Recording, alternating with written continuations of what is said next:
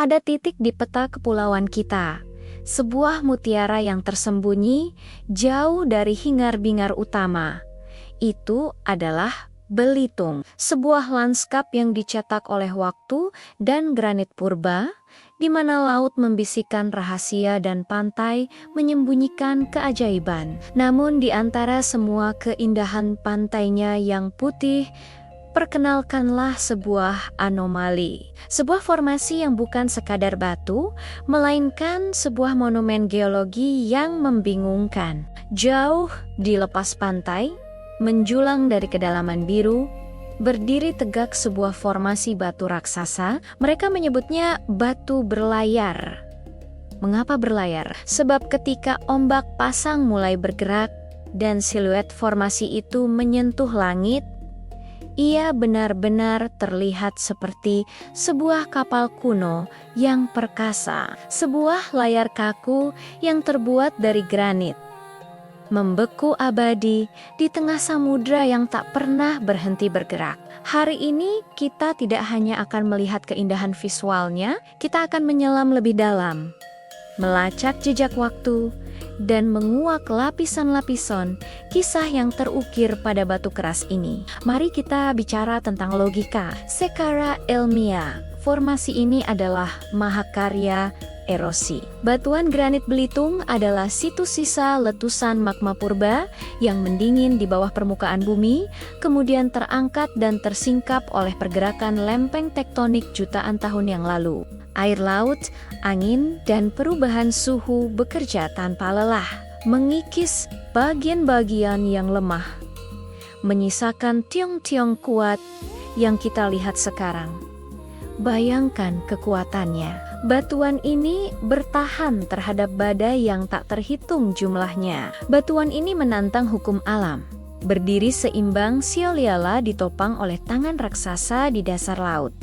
Namun, logika kadang terasa hambar, bukan? Apalagi ketika menyaksikan formasi itu dengan mata kepala sendiri. Ada simetri yang terlalu sempurna. Ada aura kesunyian yang mencekam. Banyak orang yang melihatnya merasa bukan melihat hasil alam semata, melainkan melihat hasil intervensi. Seolah-olah sesuatu yang hidup telah dihentikan mendadak, membeku dalam aksi. Dan disinilah, di tepi logis formasi granit itu, legenda mulai berlayar. Penduduk lokal, para nelayan tua yang hidupnya terikat pada ritme pasang surut, tidak pernah melihat batu berlayar hanya sebagai tumpukan mineral. Bagi mereka, itu adalah saksi bisu sebuah drama masa lalu. Kisah yang jauh lebih gelap, lebih serakah, dan jauh lebih tragis daripada sekadar kisah batuan yang lapuk oleh waktu.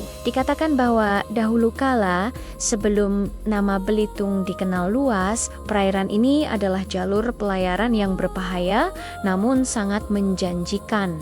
Jalur yang dilalui oleh para nahoda pemberani, atau lebih tepatnya, nahoda yang sangat serakah. Di antara mereka, ada seorang nahoda yang sangat terkenal karena keberaniannya yang tak terkira dan kesombongannya yang melampaui batas. Namanya Bima. Bima adalah kapten dari kapal Segara Erta, sebuah kapal dagang yang megah dirancang untuk mengangkut rempah-rempah dan mutiara dari timur.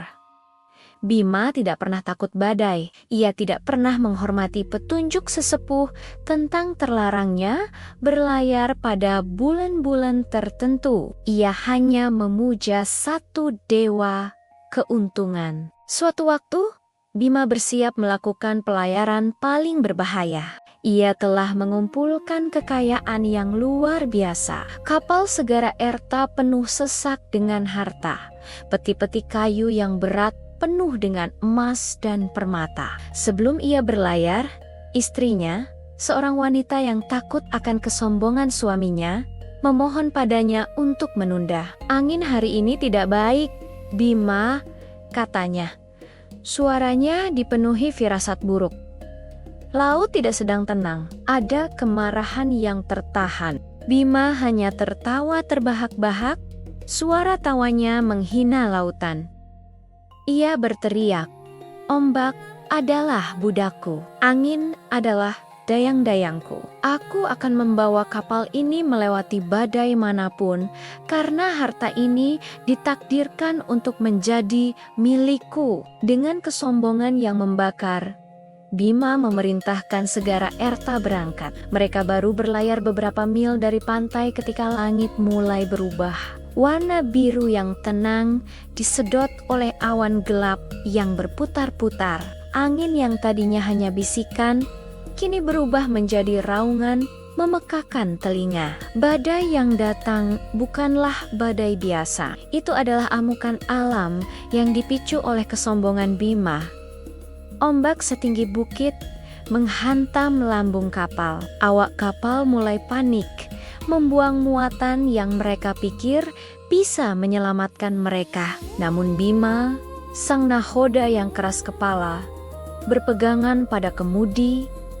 Matanya liar namun penuh determinasi yang salah arah. Ia menolak melepaskan hartanya. Ia menolak mundur. "Tidak ada yang bisa mengambil ini dariku," teriak Bima ke arah langit yang memuntahkan petir. "Jika aku tidak bisa memilikinya selamanya, maka tak seorang pun boleh memilikinya." Dalam keputusasaan yang ekstrem, Bima mengucapkan sumpah, sebuah kutukan yang diarahkan pada dirinya sendiri dan kapalnya. Ia memanggil kekuatan gelap lautan, memohon keabadian bagi segara Erta dan harta di dalamnya. Ia ingin kapalnya dikenang, berdiri tegak di tempat ia karam. Saat itu juga, di tengah badai yang paling parah, kilat raksasa menyambar segara Erta. Bukan hanya sekali, tapi sambaran itu seolah mengunci kapal di tempatnya. Tiba-tiba, suara badai mereda, bukan karena badai itu berlalu, melainkan karena suara yang lebih mengerikan memenuhi udara.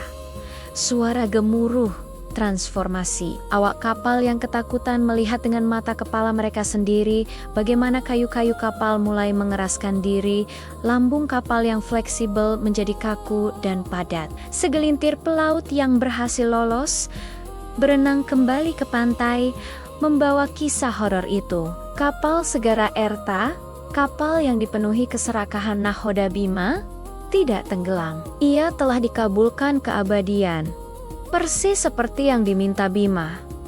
Tetapi keabadian yang mengerikan.